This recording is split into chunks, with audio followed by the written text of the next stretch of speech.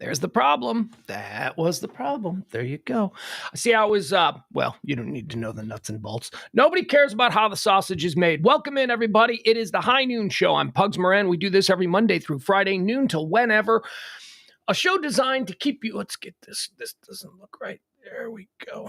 All right. A show designed to keep you up to speed on all the things that people are buzzing about. If it's a headline, a hot topic, a current event, a trend, whatever it is, if people are buzzing about it, I'm going to try and give it to you right here.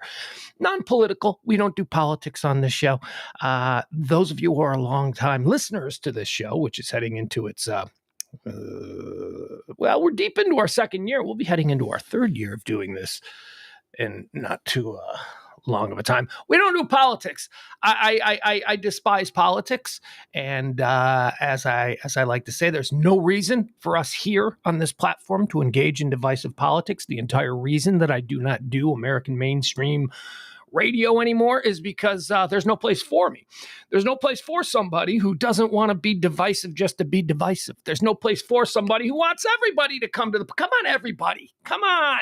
Whatever. Oh, what? We disagree on this? Yeah, you're an idiot. Oh, you're calling me an idiot? Fine, let's get a beer and move on. That's the kind of talk radio that I want to get back to. Okay? But we can't have that now. And trust me, when I tell you, when we get into the stories, when we get into the top trending topics, got a couple of examples of where the current level of political discourse in this country is today. All right, a little bit of an update. Yesterday, if you were watching the show, I told you the story about here at the 1%er Guest Lounge where we do these shows. We have an infestation of ladybugs. It's the most wonderful and just carefree infestation I've ever been a part of. I have ladybugs everywhere. And yesterday, during the middle of the show on my little end table, I noticed a ladybug showed up, and she crawled across the end table, and she started nibbling on a little piece of onion that was accidentally left behind by my son. And so today I have, here's what I got today for her. There is no ladybug. There is no ladybug on the table. But today I pulled this. It's a little piece of baked potato. I don't know. Maybe the onion was, look at me, caring about the digestive system of the ladybug here. I just thought maybe this would be a little bit better on her. So we're going to leave that there. And we've got a contest, folks. We've got a contest. If the ladybug shows up during today's show, ready? During today's show, at some point, I'll keep looking every once and again. If the ladybug shows up at some point during today's show, everybody currently in the chat room gets $1 million. That's right! $1 million. Not from me. You got to work that out on your own. But if the ladybug shows up, I'm going to put the good vibes out there to make sure that everybody, you know what I'm saying.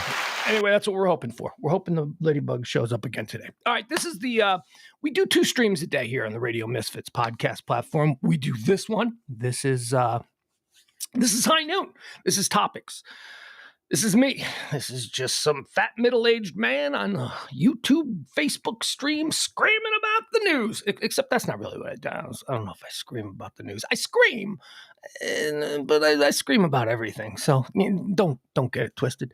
The second stream that we do is 9 o'clock. 9 o'clock, all time Central, because it's the only time zone that I recognize. 9 p.m., that's Pugs and Parker. That's myself and James Parker. Pugs and Parker proudly present Pillow Talk on the Radio Misfits podcast platform. That's more conversational. It's still current events driven, still essentially non-divisive. James and I are a great example of how people who just, kind of disagree on a lot of things don't have to hate each other. I love him. He's like my brother. He's like one of my closest friends. He's one of the people I trust more than anybody else in the world. He's one of the people that I root for more than anybody else in the world. And he's a friggin' idiot on a whole bunch of things, but that's okay. He probably feels the same way about me. And you know what we do? We shrug it off because there's a whole bunch of other things that we like about each other. And that's sort of what I'm hoping to do with this show in general. Some of you in the chat room, you're freaking idiots. You're morons. You know who you are. And you think I'm a moron. And yet you show up and I'm happy to have you and we're all friends. And that's what this is about. Okay? We can have differences, and we can think one another are morons. You're an idiot. Oh, that idiot. But it doesn't have to completely define us. All right, so let's get started. Here's how this show works. We start out by giving you, we go through the history of the day. We tell you what the day is, fun facts about the day, and all that kind of stuff. And then we go into the history of today. We try and get a good vibe, a good feel for what the energy of this day has brought throughout time. Then we go into the birthdays. We celebrate some of the birthdays. We talk about some of the people who have been born into the world on this day, and we celebrate their accomplishments. Sometimes we talk about their screw-ups. Whatever it is that made them famous, we'll note that. And then we go through the deaths, people who have left us on this day. So we go through the history, the births, and the deaths. And then, and only then, when I feel that we are all on solid footing when it comes to understanding what today has been, then we learn about what today is. Then we go into all the trending topics. So if you're ready, I'm ready. Let's get started. Here we go. It is high noon for the 16th day of January, year of our Lord 20. Oh God, look what I did.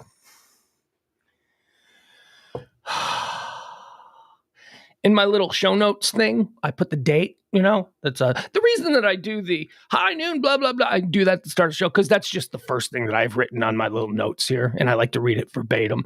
It's where I get the number of days and, in the year remaining and all that kind of stuff. I just, because I don't write checks anymore. For the first time, I wrote 2022. It ain't 2022. It's 2023. It is January 7th.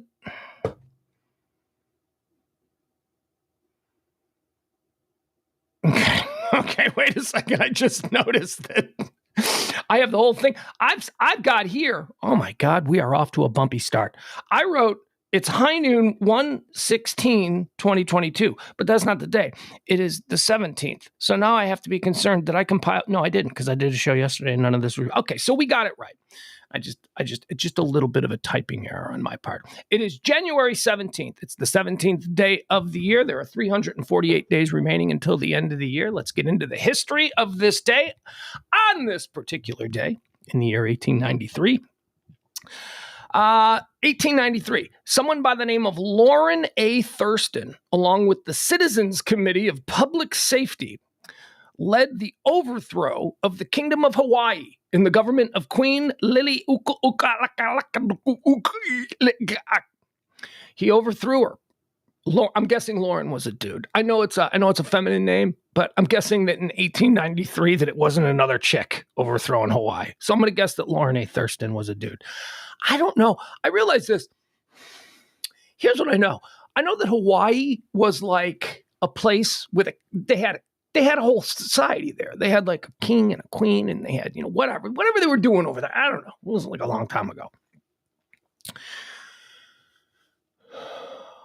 Was there a war? Like, I don't know. I don't know anything about Hawaii. Like, I don't know the history. I just know that, there's all of this, like, funny named kings and stuff, over there. King Kamehameha, names like that. And then all of a sudden, Hiltons and Sheratons and Westons and W hotels and Four Seasons and beaches. I don't know. I don't know the history of Hawaii. But as I was writing this today, I thought to myself, I see a history of Hawaii wiki hole in my future that I may fall down because now I'm kind of interested. Like, what happened here? On this day in 1920, alcohol prohibition begins in the United States as the Volstead Act takes effect. Can't drink, prohibition. I mean, there have been a lot of bad ideas in America. There have been a lot of bad ideas. Made a lot of them recently. But yeah, slavery was obviously a bad idea. That's probably chief among the bad ideas. Defending slavery for my brothers here in the South, that was a bad idea. Prohibition is definitely a bad idea. Didn't last long. Here's the thing with prohibition, though. Nobody stopped drinking. Everybody drank. It was just, you know what people did? People learned how to make gin in their bathtub. It was like, that's what my grandmother used to talk about how her family made bootleg gin in their bathtub gin.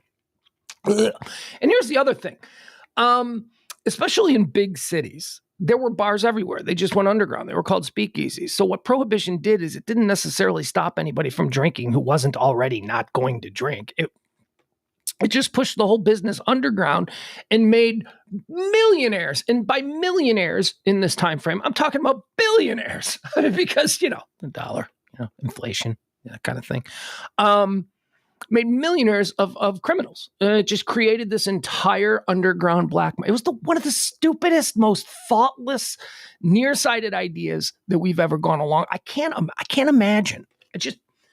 I have a difficult time imagining that the United States, that our government, well, maybe not. I mean, look at our government now, right? I mean, sometimes I look at like a Matt Gaetz or an Ilhan Omar or whomever it is, and I wonder, what crazy ass shit are they going to be popping out here now? Oh, we got one too in the trends today. We got a crazy ass one from one of these wackadoos that we currently have elected to rule us.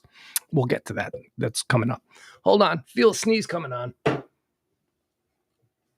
Watch me sneeze. I'll sneeze right into the camera. Oh, it's going to pass. It's going to pass. This is the second time. You ever all right, so your nose starts to tingle and you can feel it brewing? Oh, I've got a kind of combination hiccups / sneeze going on. My body is just saying, let's screw with him. Let's make it so that it's hard for him to continue doing his live stream. Okay, it went by. Speaking of colds, I found something on YouTube last night. Hey, look, this isn't part of the history, but I'm obsessed on YouTube. I don't know. Before I go to bed, I don't know why this is a thing that I do now before I go to bed, but before I go to bed, I put on YouTube, and it's on the TV in the bedroom, and that's how tech advanced I am. I watch YouTube on a TV. It's like some things an old man would say for 1,000, Alex. So I watch car chases. Like there's a whole bunch of car chases all over YouTube. And I don't mean French Connection or Blues Brothers type car chases. I mean, real car chases with helicopters, and they almost always happen in Los Angeles, although there's quite a few of them in Phoenix. But, I've become obsessed with them, and sometimes they go on for hours and hours, and sometimes there's no payoff, and sometimes there's a crazy payoff. Sometimes there are accidents, it's disturbing as it is, but, it is. It's a thing, and I watch them, and they're on YouTube. Last night, I watched a 90-minute car chase through the streets of Los Angeles, and it was from 6 years ago.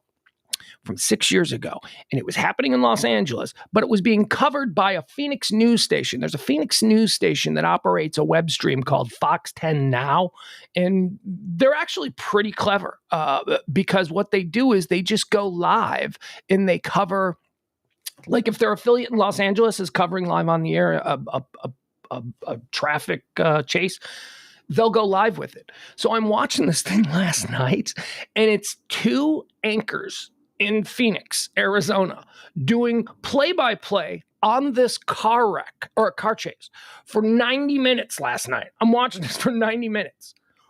Why did I watch for 90 minutes? Because usually I'll fast forward. But why did I watch the full 90 minutes? Because it was like listening to a talk radio show between two women. These two women were watching. So the screen is showing the car chase, and then you're just hearing these disembodied voices going, okay, now he's turning onto Sepulveda. His front tire is, look at these people on the street, and all kinds of commentary like that, right? So I like it, and I'm watching it, and I'm listening to it. The person doing the play-by-play was Carrie Lake. Carrie Lake, that crazy lady who tried to run for governor. Oh my God. 90 minutes of before she was divisive political lady Carrie Lake doing play-by-play of a car chase through the streets of Los Angeles. It was fascinating because I don't know who this lady is. Look, I just know how she's been painted, and I know the things I've read, and I've watched little clips of her on the campaign trail, and she seems like an absolutely awful human being. And so I wanted to see if, maybe before she became this political animal, which is what she is.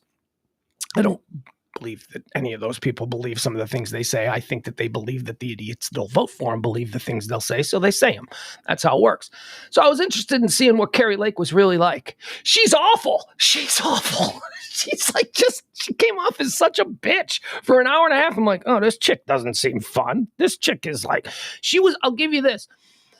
At one point, she said, I think that so she was lamenting the fact that when this is on the stream, Kari Lake, she was lamenting the fact that when the police finally get these guys, that they won't be able to beat the hell out of them. Like right there, like these cops, they have to restrain themselves because, they'll lose their job if they decide to take out their frustrations on this guy.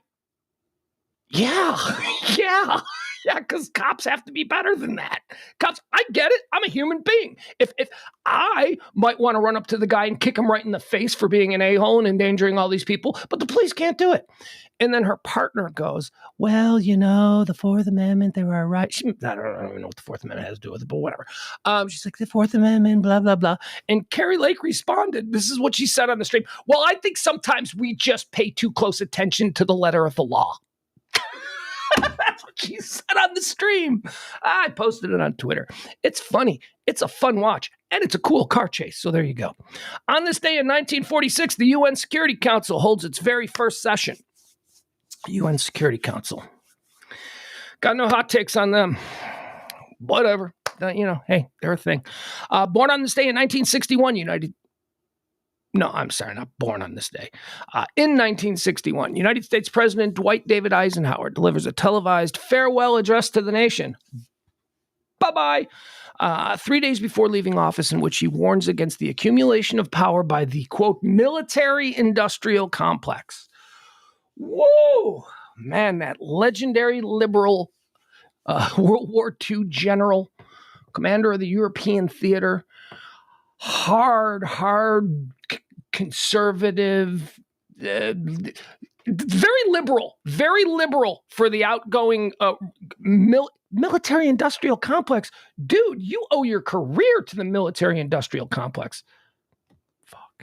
Fudge. Sorry, it looks like we're buffering. Oh my God, you guys. Am I going to have to connect and reconnect? How's the stream, folks? Let me know. You're in the chat room. I see Jeff there. I see Steve there. I see Frank. How's the chat room, guys? Is the show buffering? Because I have now seen twice where we've started to buffer and it's starting to bother me. And you know what? Jeff Ballard and I are going to completely disagree on the fact that the United Nations is the most useless global organization. That's a big statement. Useless? All right, good. Thank you, Mama Beller. Thank you, Jeff. I do not agree. I do not agree with the United Nations being useless. Let's see here. What else do we have? Anyway, just interesting that Eisenhower, a hardcore Republican conservative whose career was essentially made by his life in the military. He's the one who coined the phrase vast military industrial complex. It doesn't fit. I mean, it just doesn't fit. So there you go. What is the military? We're spending too much on defense. This is a Republican guy who's a former general who left office going, look, guys, we're spending way too much money on stuff that doesn't work and we don't need it. And people are just getting rich over it. And congressmen are taking payoffs and blah, blah. That's what he meant by military industrial complex. It was a shocking statement for General President Dwight David Eisenhower to be making at the time. On this day in 1977, capital punishment in the United States resumes after a 10-year hiatus as convicted murderer Gary Gilmore is executed by firing squad in Utah. Okay, Gary Gilmore wasn't Deliberate Stranger. Deliberate Stranger was the Ted Bundy book that I read. Executioner Song, Norman Mailer, Executioner Song. That's the story of Gary Gilmore. Gary Gilmore, go out and Gilmore was a mass murderer who was executed by firing squad. 1977. Tommy Lee Jones played him in the movie version of Executioner Song. Don't know if you've ever seen that. On this day in 1991, during the Gulf War, today is the day that Operation Desert Storm started. Remember, it started out as Desert Shield. Just a shield. We're just protecting people. We're just here. We're just watching. And then all of a sudden it went from Desert Shield to Desert Storm. and that was on this day. Actually, what are the details here? Excuse me, let me clear my throat. Gulf War. Operation Desert Storm begins early in the morning as aircraft strike positions across Iraq. It is also the first major combat sortie for the F-117.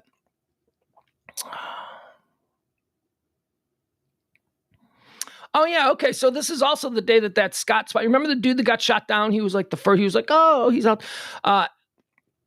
Lieutenant Commander Scott Spire's FA-18C Hornet is shot down by a MiG-25 and is the first American casualty of the war.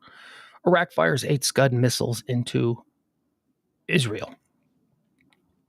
Scuds. That's a name from the 90s. That's a 90s word, Scud. And what was the thing? What did they have? What did we use for the Scuds? Patriot missiles, right? But then what's Iron Dome? Okay, isn't that something that I don't know? Never mind. Let's not go down that rabbit hole, shall we? On this day in 1992, during a visit to South Korea, Japanese Prime Minister Kiichi Miyazawa apologizes for forcing Korean women into sexual slavery during World War II. I guess that must have been awkward, huh? Because it was 1992. So a lot of those women who were, basically pimped out, raped, all that stuff by the Japanese during World War II, they're still alive. A lot of them, well, the ones that weren't killed, of course, but a lot of them were still alive. So he had to go to South Korea and go, hey, just want to address the elephant in the room. Sorry for raping all your grandmas. Man, I mean, in 1990, it's not quite as hot a thing to have to do if it's 2022, maybe, because those people are gone, and people who are still alive probably didn't know their grandmas or whatever. Yeah, but man, 1992, he had to go to South Korea and go, sorry for raping all your grandmas. On this day in 1998, here's a big one. This is a big one. Oh my God. On this day in 1998, the Monica Lewinsky scandal. Matt Drudge breaks the story of the Bill Clinton-Monica Lewinsky affair on his Drudge Report website. Now, I remember this because this was a very big story on that morning. It broke. And here's what you have to understand about this day in 1998. Nobody had ever heard of the Drudge Report.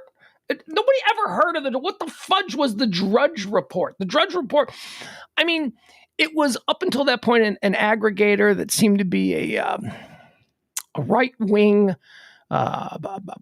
propaganda site, so it wasn't really anything that normal people looked at. Early versions of weird people. Now we got all the weird people, but like an early version of like the QAnon weirdo would have known what Drudge Report was. Excuse me. But it was on this day, man. I mean, that's a story that Matt Drudge got that, I mean, well, let's be honest about it, too. Matt Drudge wasn't constrained by the sort of, it's not like Matt Drudge was the only person who had heard that story. There were tons of other journalists who had heard that story, but they were researching. And they were double checking and they were doing all those things that, whatever, trying to find their angles or holding on to it because they wanted the scoop, whatever selfish reasons it was. Matt Drudge just ran with it. He went, I don't care if it's true. Let's put it out there because I'm already running a right-wing propaganda site and I don't care if this hurts. So that's basically what he did. And he got it right. He got it right. All right. Even a blind squirrel gets a nut. He got it right. And it built the empire of the Drudge Report, which now I think is the finest news aggregator out there. It is. It has the Drudge Report has really changed over the years. It has gone from being something that was just solely one worldview and one political sort of vibe to now the people on the right hate the Drudge Report. So that's progress. That's progress. That means he's doing stuff right down the middle. I think people on the left still hate the Drudge Report, but whatever. Dude gets like 1 billion hits a second. I mean, it's still big. So it was on this day. It was on this day. He ran with that story and it paid off for him. He was doing the website from some funky apartment over a dry cleaner's, like on his computer, like his old 1998 computer. What do you have? Commodore 64, whatever it was. And now Drudge Report, massive, just a massive media entity unto itself. What else do we have here? 2013. Man, there's a lot of recent fairly big news. See, that's how it works, stupid. The news seems big because it's stuff you actually live through and you remember. That's why it seems big. That's probably true. I'm sure there's a whole bunch of really big things that happened in the 13th century on this day, but it doesn't resonate with us. So we're like, whatever, not a big news day.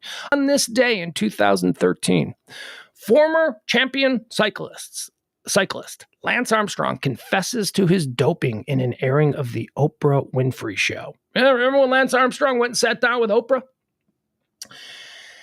Yeah, that was a big deal. I cheated. Has he ever recovered from that? Trying to think of what is the status of what is the cultural status of Lance Armstrong right now? He's like Mark McGuire and Jose Canseco and Sammy Sosa and those people that Barry Bonds, the people that were like, yeah, all right, we're just going to look at you side-eye. No, we don't have to look at him side-eye because he admitted it. We can just look at him straight and go, you're a cheater. You're a cheater. You cheated. You cheated. On this day in 2017, the search for the Malaysian airliner Flight 370 is suspended. That's right. Do you remember that one? Remember it was like months. It's like the plane just disappeared. I'll tell you, that's a very, very important part of my life experience. The day that plane disappeared, I'll tell you why. Because before that moment, I had pretty much assumed that they were all kind of now I don't know what to believe. If you had told me the day before the Malaysian plane disappeared off radar and just went missing, if you had told me a commercial airliners, they can just disappear off radar. There are places in this world where we don't even know where the airplane is. I would have said, oh, shut up. No, we got satellites. We know where every plane that's in the air that has a citizen of some country on it, we know where it is. No, we really don't. I just took for granted that, that was a thing. Is that a ladybug? Distracted. What am I, the dog from Up? Squirrel. What? I'm obsessed with ladybugs. Hold on, ladybug update. No, we got no ladybugs. Anyway, planes can disappear, apparently. Apparently, we're not safe on planes. All right, let's get into some of these birthdays. Birthdays born on this day. Let's run through them. 1706, Ben Franklin. Happy birthday, Ben Franklin. Any list of the most interesting and fascinating Americans has to include Ben Franklin somewhere in the top three. This guy, Ben Franklin, Joe Rogan. I don't know. I'm kidding. Come on. Back off. Ben Franklin, fascinating dude, born on this day in 1706. Not a president. Do you know there was a poll done, I read a number of years ago, that there was a poll done that something like 60% of Americans thought Ben Franklin was a president. I mean, why not stupid? Just go with it. Just go with your stupid. You're stupid. Oh, God. How do you not know? Which president was he? I don't know, 35. 35th president of the United States, Ben Franklin. So he's president in the 1940s or whatever. I don't even know. Born on this day in 1899, another great American. Actually, this is another very interesting American. If we were to make a list, this guy might be on the list. He's fascinating. Certainly, we're still fascinated with him today. Although I'm from Chicago, so I'm a bit biased. Al Capone, ladies and gentlemen. Al Capone, born on this day in 1899, American mob boss. Talking earlier in the history thing about all the people who became billionaires, through Prohibition. Al Capone, example number one. Al Capone became the wealthiest. They estimate that, Al Capone, during his, somebody did a inflation, blah, blah, blah thing comparison between the reported height of Pablo Escobar's cocaine empire and Al Capone's illegal alcohol distribution network in Prohibition. And Al Capone was wealthier than Pablo Escobar. Al Capone is believed to have been the wealthiest criminal in the history of the world through the gains that he acquired during Prohibition. Al Capone, born on this day in 1899. Born on this day in 1908, Cus D'Amato, American boxing manager and trainer. He discovered Mike Tyson. He was like the old man who saw like Mike Tyson. And actually, Mike Tyson got sent to him in upstate New York because he was, in a really bad spot. Bad kid. He had no hope. But apparently he had a punch. So old Cus D'Amato took Mike Tyson under his wing at like 15 years old, basically adopted him. Cus D'Amato went on to become essentially Mike Tyson's father. And when you see all of the garbage and nonsense that Mike Tyson got himself into, all occurred after Cus D'Amato died. If Cus D'Amato had not died, that really kind of screwed with Mike Tyson's head. He had no navigator at that point. When Cus D'Amato died, Mike Tyson had just become this like super big, powerful heavyweight champion. Cus D'Amato had brought him to this point, and then Cus is gone. And then who steps in? Ladies and gentlemen, Don King to screw everything up. Don King stepped in where Cus D'Amato left. And ask Mike Tyson about that. He'll tell you. He does a whole long thing about the passing of Cus D'Amato in his speaking tours. 1922, born on this day, Betty White. Betty White, American actress, game show panelist, television personality, and animal rights activist. Betty White was great. Everybody loves Betty White. Everybody loves Betty White. But I have to tell you that in 1980, 1990, whatever, Betty White wasn't loved the way she is now. Betty White achieved all of this love and admiration because she lived to be real old. That's all. She was still around, and people went, oh, Betty White is still around. Let's go. I mean, she was a TV actress. I mean, she wasn't Betty Davis. She was Betty White. Lovely woman. But I just think that she's a little bit amplified just because she stuck around a long time. And over the course of like 20 years, people went, she's still alive. And then we sort of embraced her. And there's nothing wrong with that. Nothing wrong with embracing Betty White. She seems like a wonderful woman. But when people are like, she's the greatest of all time, I'm like, oh, shut up. Shut up. She never even led her own series. What are you talking about? The greatest of all time. So Betty White here, Mary Tyler Moore here. Really, that's your argument? Okay, you're wrong. I'm sorry, you're just wrong. But Betty White's great. Doesn't take anything away from Betty White. She's great. I just think her status has been amplified because she died or because she lived long. It's the opposite of dying. Born on this day in 1931. Here's a big one. Here's a big birthday we're celebrating today. Ladies and gentlemen, James Earl Jones. James Earl Jones. Born on this day in 1931. American actor. James Earl Jones draft. Okay. All right. We can do a James Earl Jones draft. This is where we like to pretend that these people's body of work are football players coming into the NFL draft. And we do a little draft for the first pick in the James Earl Jones draft on today, his birthday, 92 years old. All right, for the first pick, we're going Darth Vader. How do you go anything but Darth Vader? He's Darth Vader. 2, the 7-Up guy from those commercials in the 1970s. It's the Uncola. That's right. 3, the dad from Good Times. The dad from Good Times. Wait a second. I'm sorry. I'm confusing James Earl Jones with other people. No, legit James Earl Jones draft. Here we go. Darth Vader. Coming to America. 3rd pick, Field of Dreams. 4th pick, Hunt for Red October. 5th pick. I don't know if you guys know this movie. I love this movie. This is one of my favorite I'm a baseball guy. It's one of my favorite baseball movies of all time. And look, I know that I put Field of Dreams at 3, and people are like, oh, you got this your favorite baseball movie, but you got Field of Dreams at number 3. Field of Dreams ain't a baseball movie. I'm sorry. Baseball plays an element in Field of Dreams. Field of Dreams is a movie about a father and a son. That's what that movie is about. Baseball is the connective tissue that they use, but it's not a baseball movie. Bull Durham is a baseball movie, okay? Major League is a baseball movie. And so is the number 5 pick in the James Earl Jones draft, Bingo Long, Traveling All-Stars, and Motor Kings. It's a difficult title. It's a difficult title. Have you guys ever seen Bingo Long? Have you ever seen? Just call it Bingo Long. You don't have to call it Bingo Long, Traveling All-Stars, and Motor Kings. You don't have to call it that.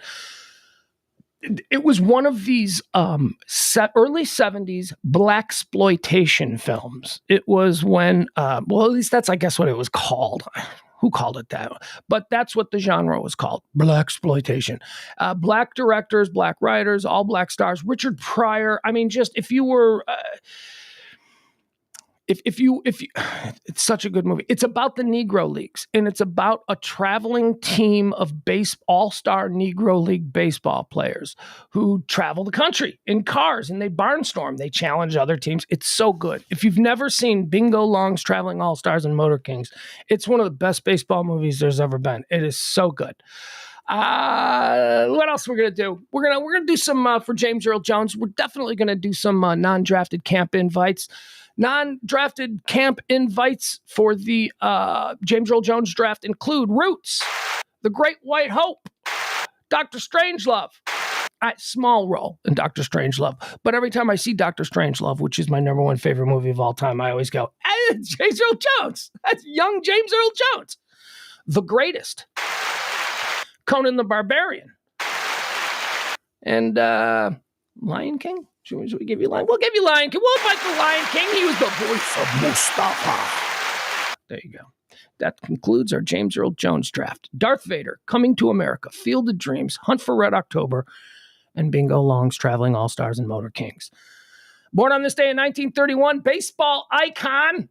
I don't know if he's a baseball icon, but he got his ass whipped by Pedro Martinez. Don Zimmer, Popeye Zimmer. I like Don Zimmer. Do you remember that when he was a coach? I think he was bench coach or whatever for the Boston Red Sox. No, Boston Red Sox. He was with the Red Sox, though, wasn't he? Wasn't he on? But this was when he was with the Yankees. Yeah, it had to have been because wasn't it Pedro who threw him to the ground?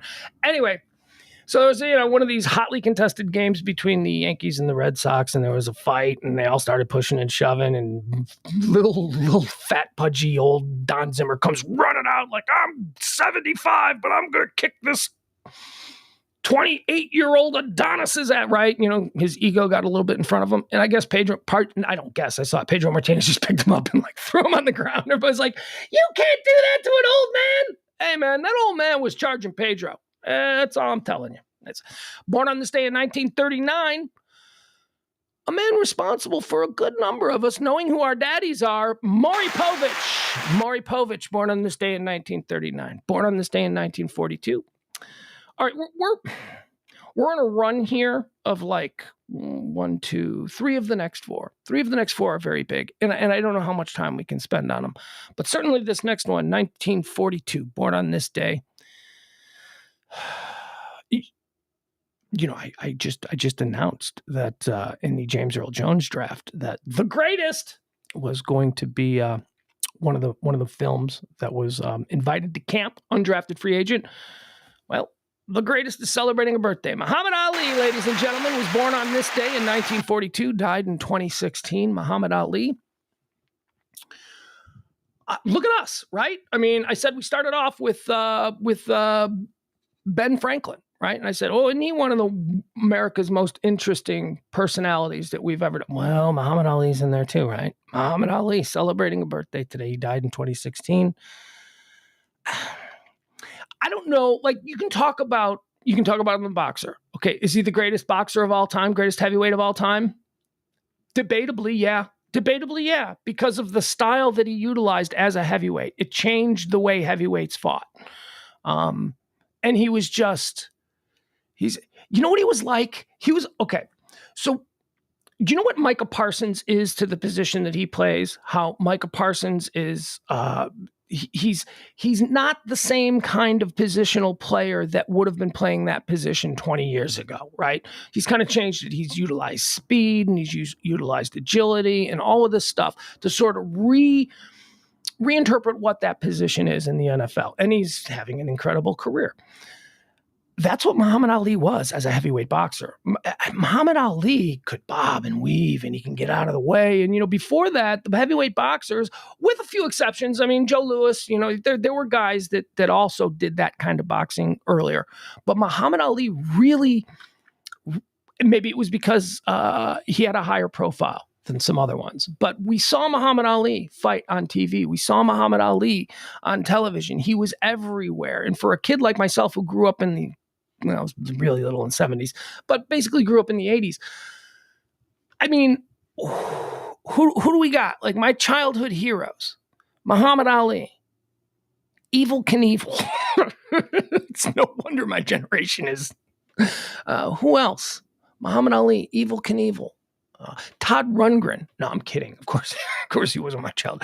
I don't know, but Muhammad Ali, man, I don't.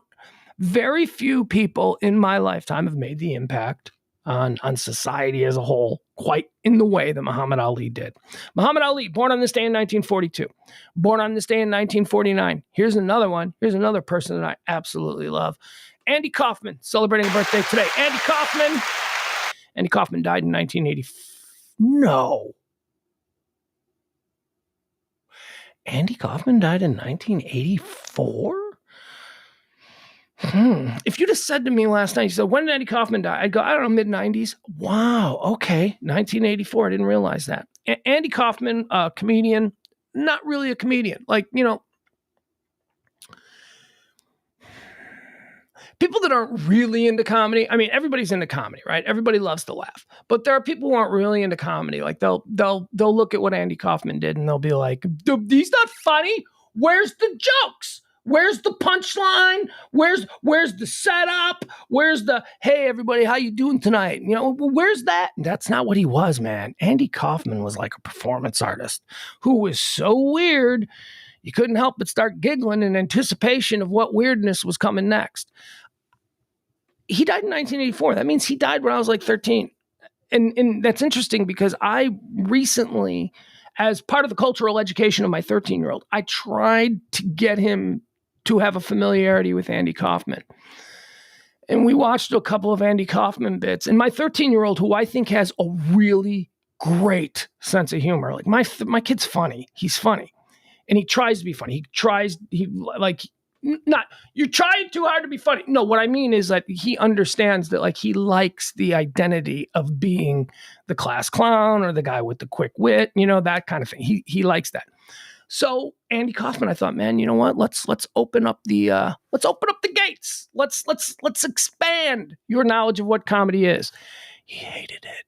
He hated it. It's like watching Andy Kaufman and he's like, I don't get it, Dad. I go, it's absurd. What do you mean you don't get it? I was your age when Anyway, Andy Kaufman celebrating a birthday today. He passed away in 1984. One of the more important people in the history of comedy. I mean, if you ask comedy historians, and boy, is there a funnier group on the planet than comedy historians? But yeah, they would put Andy Kaufman up there near the top. Is not stand-up, though. Don't get it twisted, man. It's not. There are different ways. Stand-up comedy is just one form of comedy. And although I guess because we didn't have an understanding of anything else, we considered him a stand-up, I guess, at some point. But he was not a stand. Andy Kaufman was not. He was a performer. He was a great actor. He was a great actor. His whole life was an act. So what do you mean great act? He was acting constantly. Oh, there is one thing that my son thought was absolutely awesome about Andy Kaufman. And I love that he thought this was awesome. Because a lot of people go, that's stupid. Why would he do that? My kid was like, oh, Dad, that's funny. That is awesome. And that is that at the height of his fame, when he was starring on Taxi and, one of the most wanted guests on Saturday Night Live and, television shows and all that stuff, he was a phenomena.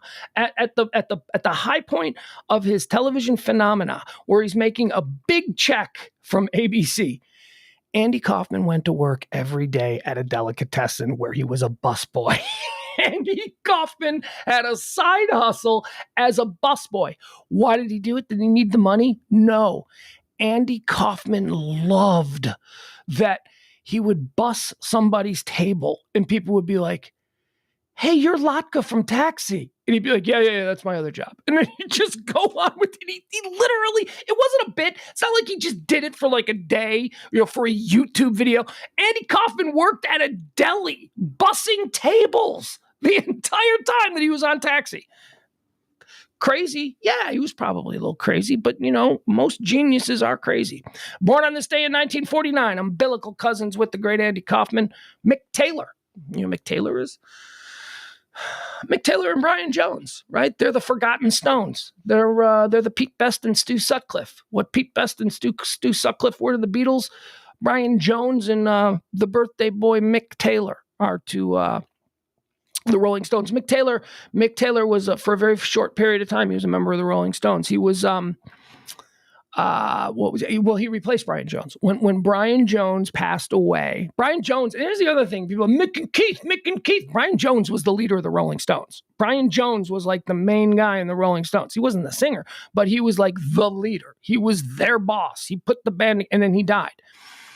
And they went and they got Mick Taylor. And Mick Taylor played with the Rolling Stones for a number of years. I think he also played with John Mayall. But he's done his own stuff. He's a wonderfully highly regarded guitar player in his own right.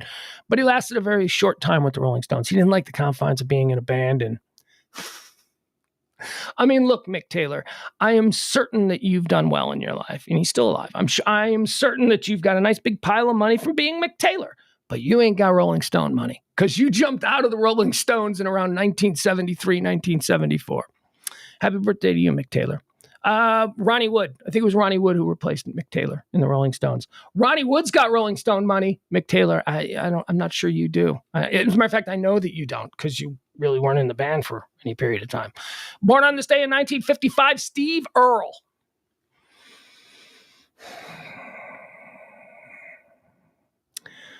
That man can write a lyric, boy. I'll tell you, Steve Earle, one of the most underrated performers in American music history. I don't give a damn what kind of music you're talking about. It's country, it's rock, it's opera, it's dance music. Whatever. I don't care. I don't care. Steve Earle. Just here's what I would say. Did Steve Earle ever have? I mean, I'm trying to think does he have any hits? Copperhead Road, maybe. I guess Copperhead Road might have been like a hit that he sort of had. Steve Earle doesn't have many hits, but people who love Steve Earle, look, if you don't know Steve Earle, get yourself involved in some Steve Earle and read those lyrics, boy. Read those lyrics. That man can turn a phrase. Born on this day in 1959, a woman that I still have a crush on. We talked about her a few months back on Pugs and Parker, which is the 9:00 stream that we do here. She looks great. Of course, I'm talking about the birthday girl, Susanna Hoffs, ladies and gentlemen, of the Bangles. Just another manic Monday. Walk like an Egyptian. And then she did that thing with the eyes. Oh, she was cute. Susanna Hoffs, so cute. And Susanna Hoffs, born on this day in 1959, so that would make her 63, 64. 64 years old. She's still beautiful. I mean, just beautiful. She aged so beautifully. She didn't, not like Madonna, who we're going to talk about later. Oh, stay tuned. Madonna's trending. Susanna Hoffs, she aged, she got a little gray in her hair. She, just a sophisticated, elegant woman. Susanna Hoffs. Susanna Hoffs, happy birthday to you. Born on this day in 1962. Here's another big one. Born on this day in 1962, ladies and gentlemen, I present to you Jim Carrey's birthday. Jim Carrey, funny man, Jim Carrey. First time I saw Jim Carrey, long before In Living Color, long before The Duck Factory. The Duck Factory was his first sitcom. I don't know, you guys remember The Duck Factory? But before that, I remember being excited about The Duck Factory because I had seen Jim Carrey do stand-up comedy on like some young comedian special or something in the mid-'80s, late 80s, something like that. I was a teenager, and I'm like, that dude is funny. I don't know what that dude's deal is, but he was funny. And at the time, Jim Carrey's entire stand-up act was just that he was able to do impersonations of people. He did impressions, like a Frank Caliendo. No, not like a Frank Caliendo, because Jim Carrey didn't do vocal impressions. Jim Carrey could twist his rubber face into looking like whoever he wanted to be. Like he would go, and now Charles Bronson. And he'd like twist his face and it would look like Charles Bronson. It was, I don't know, whatever. whatever. That's what he did. He was great. He was so uniquely talented. And then he got that sitcom, The Duck Factory, and I liked it. But I was a kid, so what do I know? And I liked him, and I was rooting for him. And The Duck Factory got canceled. And then he was, just doing stand-up for a little bit, and then In Living Color, and then In Living Cover. All of those things preceded his film career, which is why we're doing a Jim Carrey draft. Oh, that's right, Jim Carrey draft. First pick in the Jim Carrey draft, and it's a no-brainer because, duh, you guys, they share a birthday. We already talked about Andy Kaufman, Man in the Moon. Man in the Moon, where Jim Carrey portrayed Andy Kaufman. This was the movie that I tried to make my 13-year-old son watch. I thought maybe because he likes Dumb and Dumber and all that stuff, I thought maybe because it was Jim Carrey playing him that he'd be a little bit more open-minded. He wasn't. We only made it about 20 minutes. But Jim Carrey and Andy Kaufman, Jim Carrey loves Andy Kaufman. He campaigned to do that movie. He worked his ass off. If you've ever seen the documentary Andy and Me, which is about Jim Carrey going through the transformation into being Andy Kaufman for that movie, spectacular documentary. Spectacular. So weird, very weird, like the way actors have to like live the life of somebody. It was fascinating though. Andy and Me. It's a documentary. Did not make our list. Man on the Moon takes number one, the best Jim Carrey film that I've ever seen. Number two in the Jim Carrey draft, we're probably going off board here because I saw this movie at a time. So we talk about how I have depression, right? And sometimes I have these spirals. And I happened to watch this movie while I was in one of my spirals. And it was not good. It was not good. Like, it affected me. Now, granted, I was already spiraling. So, watching this movie, I wasn't in my right state of mind. The brain chemistry wasn't there. But for years, I thought about this movie. And I'll never forget watching this movie, laying on the couch, watching this movie when I was in a depressive spiral. Number two pick in the Jim Carrey draft, The Eternal Sunshine of the Spotless Mind. That is such a great movie. Don't waste your time on it if you're in a good mood, though. If you're in a bummed out mood, well, actually, maybe that's how you have to. I don't know. I was in a bummed out mood, and this movie totally bummed me out anymore. I can do my depression draft films depression draft. No, I won't do that because we're in the middle of a Jim Carrey draft. Melancholia, Lars von Trier's Melancholia. That's another one of my depression movies where I'll watch when I'm in a depression because it's sort of, I don't know. You would think, why when you're depressed do you watch depressive movies? I can't explain it, but it works. It's, I self-medicate, okay? I don't want to take pills anymore. I hated I hated everything they ever did. So I'm fine. I just watch a movie. I'll watch Eternal Sunshine of the Spotless Mind. Number two in my Jim Carrey draft. Number three, just a pound for pound great film, Truman Show. Truman Show comes in three. Number four, a movie that when it came out, I loved this movie. I told everybody about this movie. And then just about every critic. There were a couple critics who were like, this movie is great. This movie will be appreciated in another time. But most critics were like, oh, they totally missed it. I don't know what they were going for here. You guys, one of the most underrated films of all time, The Cable Guy. The Cable Guy. Rewatch it. Jim Carrey's a dangerous son of a bitch in that movie. I mean, he doesn't ever show up at the apartment with a knife and murder everybody in the apartment, but it's out there. That's a possibility. The Cable Guy, the pickup basketball scene in Cable Guy. Come on. That's great. I love The Cable Guy. Number four in my Jim Carrey draft. Number five, Dumb and Dumber. Dumb and Dumber, because my kid and I love it. And that is just it's just a great movie. It's just a great comedy movie. It's a great great movie. You mean like Citizen Kane? No, I mean like a great comedy movie. I mean like Blazing Saddles. I mean like Caddyshack. I mean like Dumb and Dumber is up there. It is, in my opinion, the funniest movie that Jim Carrey has ever made. All right, but it's Jim Carrey, so you better believe that we're going to have some non-drafted camp invites. We're going to do Ace Ventura. We're going to do Liar Liar. We're going to do The Grinch. The Grinch. I didn't see The Grinch until I had a little kid. And then, I don't know, I watched The Grinch once with like my 6-year-old son and we loved it. And so Grinch makes the list. Me, Myself, and Irene.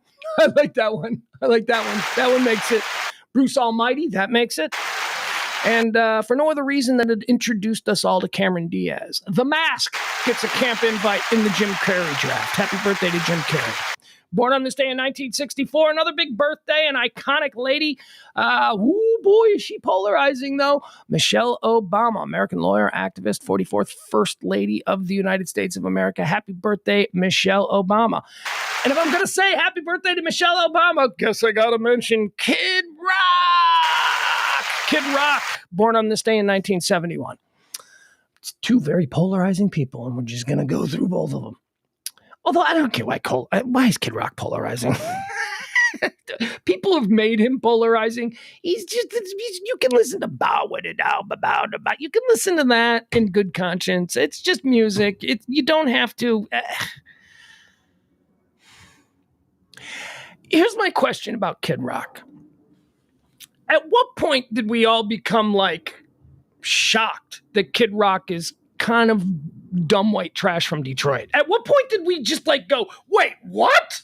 Kid Rock is dumb white trash from what? Kid Rock seems kind of fun though. I mean, he really does. I have to be honest with you. Regardless of all the political nonsense, and I don't know why he did that. I don't know why he felt the need to wade himself in the political mess, but whatever, he did. And it's really hurt him with a lot of people. But have you ever seen an interview with Kid Rock?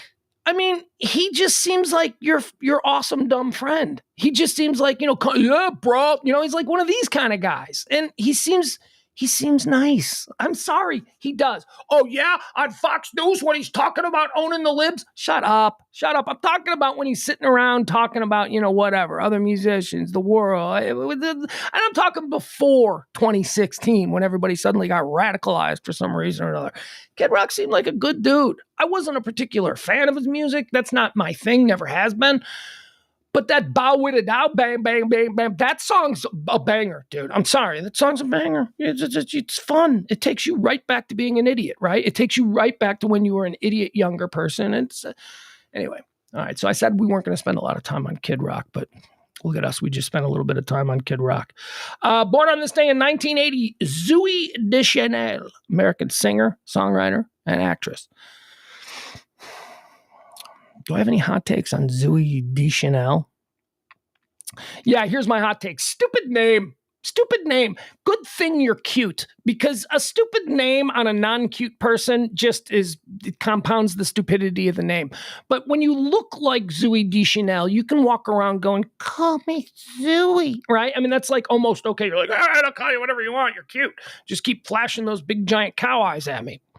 Born on this day in 1991...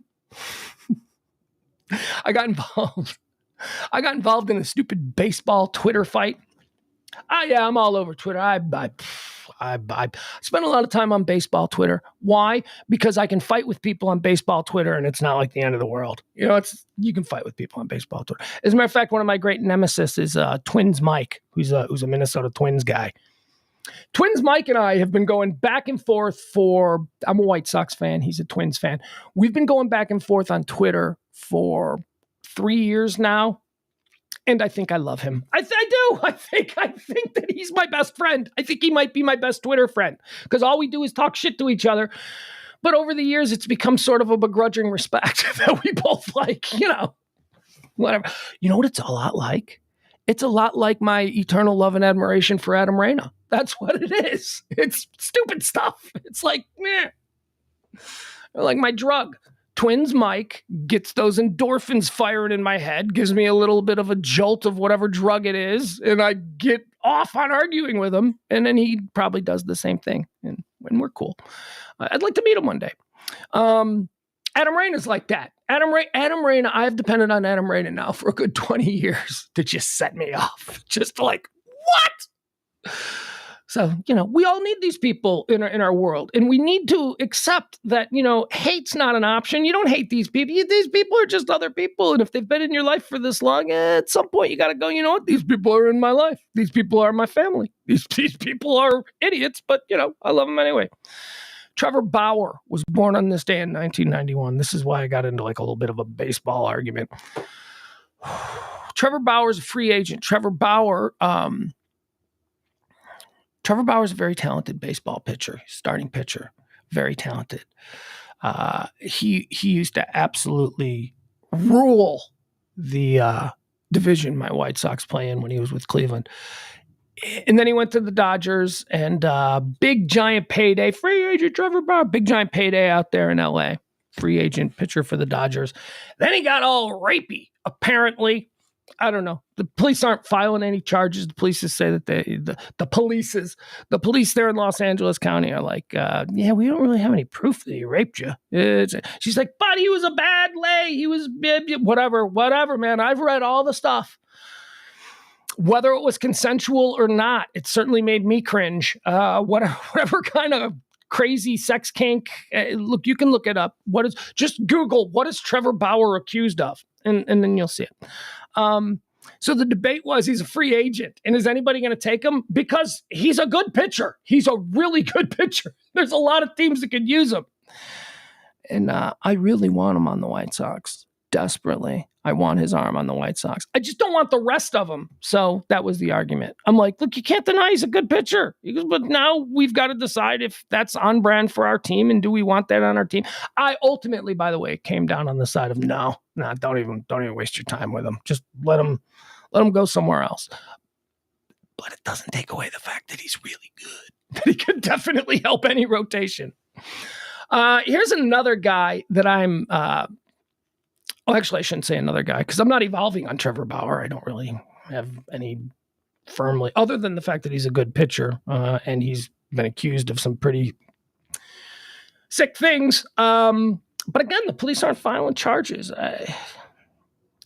There was a year-long investigation. The dude sat out the entire season, and the police came back and said, yeah, we got nothing. So I don't know what to make of the Trevor Bauer situation, other than it seems like what happened. The debate is whether or not it was illegal. That's the Trevor Bauer situation. But also celebrating a birthday. Somebody I'm evolving on. Ladies and gentlemen, it is Jake Paul's birthday. Jake Paul, American YouTube personality, actor, rapper, professional boxer.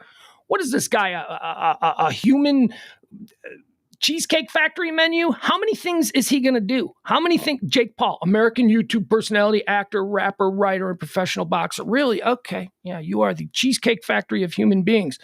Here's what I say about evolving on Jake Paul.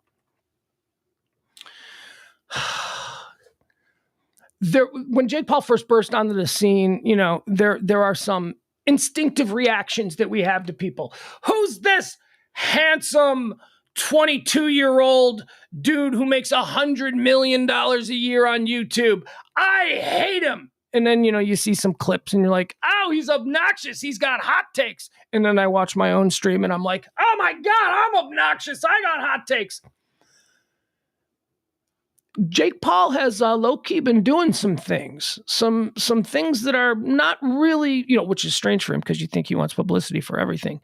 But he's been doing some things. He's been doing some things that are decent. Like he's been fighting behind the scenes for first of all, MMA fighters. He's been fighting to get them, he's been using his platform to try and get them some form of health care. These guys that fight in the UFC, which is this multi-billion-dollar organization, they allow their guys to go in there and get their ass kicked and then don't pay their hospital bills. It's like, anyway, that's not the main reason. But that's just one of the little things. I have seen things, and when you're at the power level of Jake Paul, and he's at a very big power level. Now, I know that if you're over 40, you're like, who? No.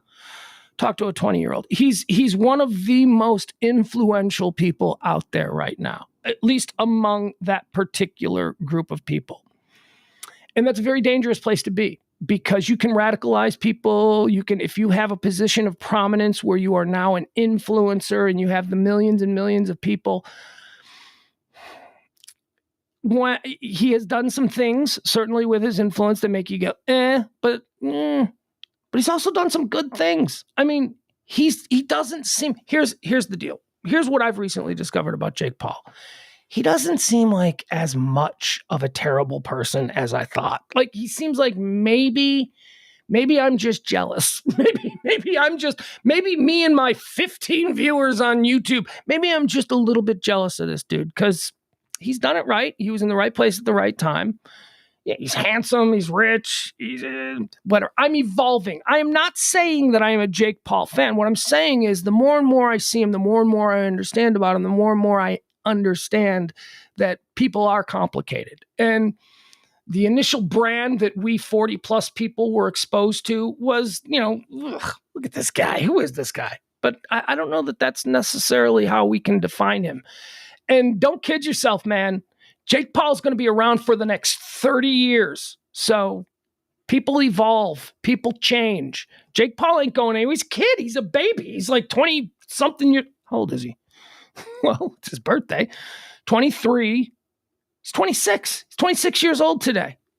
He's going to be around forever. Somebody with the influence that he has at this point in his life, the money that he has, the platform that he's built for himself, they don't just go away. He's not going to just go away. He is, in the eyes of the moneyed people, bankable. And here's the wonderful FU about all of that. He doesn't need the money people because he's got all the money.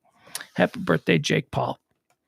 I still think he's a phony boxer. That's all a scam. We could do a whole show on my thoughts on Jake Paul and what he's doing to boxing, but what the hell, boxing already did everything bad to itself. So let's move on. All right, let's celebrate some deaths. Those are the births. Death, Rutherford B. Hayes, American general. He was a lawyer and he was the 19th president of the United States. He died on this day in 1893. It's funny. We were driving back from picking up my kid on Friday. He just randomly turned to me and he goes, "Who do you think is the most mid president?" And I guess mid means like among kids. Mid means like nothing special, like all that. So I go, I don't know. It's got to be one of those guys that were president after Lincoln and before Roosevelt. There was like a whole bunch of like nobodies in there. And he goes, I don't know. I think it's Monroe. And then I turned to him and I go, "Are you kidding me? The Monroe Doctrine is one of the founding fathers." And so I gave him like, that whole thing. And he went, "Oh, okay, that's true. We settled on Rutherford B. Hayes. We settled on Rutherford B. Hayes as being the most... Yeah, these are the kind of stupid conversations I have with my kid. Anyway, Rutherford B. Hayes died on this day in 1893. Dead on this day in 2003, Richard Crenna, American actor and director. He was born in 1926. Richard Crenna, famous. Look, for most of us, he did a whole bunch of stuff, right? But Richard Crenna is most famous, I think, for the Rambo movies. He was Rambo's mentor. "Do we get to win this time?" He's the guy Rambo said that to. "Do we get to win this time?" And Richard Crenna's like, "Nope," or whatever. But Richard Crenna, dead on this day in 2003. Dead on this day in 2008, American chess player and author Bobby Fischer. Bobby Fischer died on this day in 2008. I don't know. What was I going to do? I was just going to have like Rutherford B. Hayes and Richard Crenna. I needed at least one more for the death. So Bobby Fischer, chess player. And then I stumbled across this one. Dead on this day in 2011, Don Kirshner. Who was Don Kirshner? Kirshner. Don Kirshner was a record producer. Don Kirshner was a record company executive during the 60s and 70s, the rock years and all that. And he was notable for having signed a bunch of the early rock stars. When other guys in the record recording industry weren't really going, they were still trying to make, I'm trying to think, what are they trying to do? They're trying to make like, Bobby Vinton sell records, right? There was like a transitional period in the record company world between like the crooners like Sinatra and Martin, and then like the Beatles and all the rock bands that came in. Don Kirshner was one of the early guys to go, "I'm going to start signing rock bands because I think this is going to be a thing." So Don Kirshner, that was sort of where he came from and where he made his name. But Don Kirshner, this is what I say, not only were there no rules, but there was also, you could make it up as you go along. If you get into an industry at the early stages, and this is him early stages of the rock explosion in the 1960s and 70s, Don Kirshner pitched a TV show called In Concert or Rock Concert. I think it had a couple of names over the years. And he said, it's going to be a weekend show, and it will just play rock bands on TV. It was a great show. If you grew up in the 1970s, you probably remember seeing. Man, I'll tell you one thing I saw. I saw for the very first time as my little 6-year-old, 7-year-old kid, I saw David Bowie on Don Kirshner's rock concert. He scared the shit out of me because it was the Ziggy Stardust era, David Bowie. And he just, I remember I had a babysitter. I was watching it with a babysitter who I think was my aunt. I think it was my aunt. And she told me that he was from Mars because, you know, Ziggy Stardust's whole bio was that he was, well, Ziggy Stardust and the Spiders from Mars. That was his whole thing.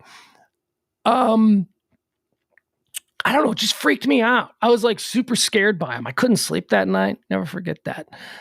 Who else did I see? Kiss. First time I saw Kiss was on Don Kirshner's rock concert. But my point is this. He was just a record company executive who goes, got an idea for a TV show. And they said, oh, let's get a host. And he said, nah, I'll host it. And he was this frumpy middle-aged man, balding, wearing leisure suit. He just didn't seem to fit the whole vibe of, you know, what he was introducing. Ladies and gentlemen, Kiss. Anyway, Don Kirshner died on this day in 2011. All right, folks, how you feeling? Do you feel like we've gotten through the whole day? Do you feel like we know we know what's happened? We've gotten all of this. Frank Smith suggests that Chester A. Arthur is the most mid president. That's good. That's good. Yeah.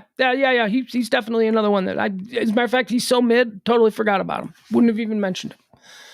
Let's see here. Let's go into what's trending today. Cowboys. How about them Cowboys? Oh, whoa, no, I mean, sorry, wrong one. Cowboys, bring it on, San Francisco. Let's go. Go. Dallas Cowboys defeated Tom Brady. Is Tom Brady trending? Tom Brady is trending, right? We're going to get to that. All right, so I don't need to go into that aspect of my breakdown. Cowboys look good. Cowboys look good against the sub-500 team who had no business being in the playoffs. But Tom Brady looked terrible. Tom Brady looked his age for like the first time I've ever seen Tom Brady play. He looked his age. Cowboys did look good. Absolutely did. And how about Dak, man? If you're a Dak appreciator like I am, I just, look, whether or not Dak is the greatest quarterback, well, he's not. But let's not even have the debate of, is Dak serviceable? Go ahead. Put him on the trade market. Let's see what you get for him. Is he serviceable? Let's see what the other people think of Dak Prescott. Stop it, Cowboy fans. Dak Prescott is your quarterback, and he's a good quarterback. And you ought to be damn pleased that you got a good quarterback. You could be the Indianapolis Colts for crying out loud, or just look down the road at the Houston Texans. Stop it with the Dak bashing. Dak had a great game, and I was so happy for him. But before we get too crowy, it's next Sunday night, right? It's next Sunday night in San Francisco against the 49ers. All right, moving on. I don't want to make any predictions, But what I saw San Francisco be able to do in the second half against Seattle after a pretty tight first half, but once I saw San Francisco find that sixth gear, it was like, oh, they might be the best team in football. They might, in fact, be the best team in football. And after the first round of the playoffs, I believe the San Francisco 49ers look like the best team. Now, we haven't seen Kansas City. I mean, look, there are other teams. We haven't seen the Eagles. Let's see them in the playoffs, and then maybe I'll reevaluate. But definitely, here's my list of the best teams currently in the playoffs. The San Francisco 49ers impressed me the most. The Buffalo Bills, I'm still on Team Bills at number 2. Josh Allen did not have a great game, but Josh Allen did what Josh Allen does, which is win. And what else do you want? Okay. And then I might actually have to move the Cincinnati Bengals ahead of the Buffalo Bills, because the Bengals, although the Bengals didn't look great against the Ravens, they did some things. Where I'm like, anyway, there you have it. Davos is trending today. Davos is a collection of super rich people, monarchy, high-powered celebrities, entertainment influencers, one percenters, politicians, all that stuff. They meet in Davos, Switzerland, and they they decide, they decide the fate of the rest of us. If you love the conspiracy theories, then I'm sure there's a whole bunch of nonsense that you've got in your head about what goes on in Davos. I watched Succession on HBO, and they did an episode where they basically went to Davos, but they didn't call it Davos. They had to call it something else. And if it's anything at all like on Succession, I wouldn't be too worried about it. Just whatever. Although you probably should get worried when all of these people get together in one place, because they really do have the power to make a whole bunch of changes. New Mexico is trending. This is some nonsense here, boy. I'll tell you. Did you see this? So a crazy dude who was running for state elected office in not even like running for national, not federal, but he was running for like the state house in New Mexico, and he's a QAnon guy, and he's an election denier, and all this stuff, and he got beat. He lost. But he probably doesn't think he lost fairly, because everybody must think like him, unless you're a lizard person or whatever the weird trope is that they. Ex-GOP candidate arrested in shootings at lawmakers' homes. So this dude lost the election, and then over the course, I'll read you the story. A failed Republican candidate who authorities said was angry over his defeat and made baseless claims the election last November was rigged against him was arrested. Maybe it's just because people knew that you're a fucking nut. Maybe that's it. Maybe you just came across people who don't realize how they come across, maybe that's what this guy is. Made baseless claims that the election last November was rigged against him, was arrested in connection with a series of drive-by shootings targeting the homes of Democratic New Mexico lawmakers. Solomon Pena is his name. He's 39. Solomon Pena, 39, was arrested Monday evening just hours after SWAT officers took him into custody and served search warrants at his home.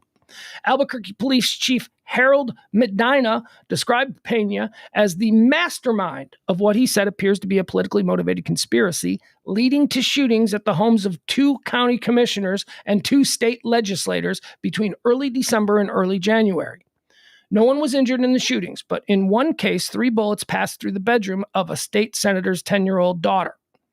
Pena ran unsuccessfully in November against incumbent state rep Miguel P. Garcia, the longtime Democrat representing House District 14 in the South Valley area of Albuquerque.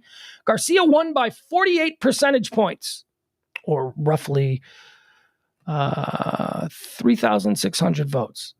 So he didn't win with 48%. He won by 48%. What's that? Anyway, never mind. I don't want to put my brain there. I'm trying to go into a creative space, not a math doing space. After the election, police said Pena showed up uninvited at the elected officials' homes with what he claimed were documents proving he had won his race. So he loses, and then he decides he's going to go door to door. He's going to go to all these people's houses, these people who he thinks rigged the election. Come out on your porch. I've got proof. Right, whatever. What'd you find it on a QAnon Reddit site? After the election, police said Pena showed up uninvited at the elected officials' homes with what he claimed were documents proving he had won his race. There was no evidence of widespread voter fraud in New Mexico in 2020 or 2022. The shootings began shortly after those conversations. This type of radicalism is a threat to our nation and has made its way to our doorstep right here in Albuquerque, Mayor Tim Keller said. But I know we are going to push back, and we will not allow this to cross the threshold. Shut up, political speak.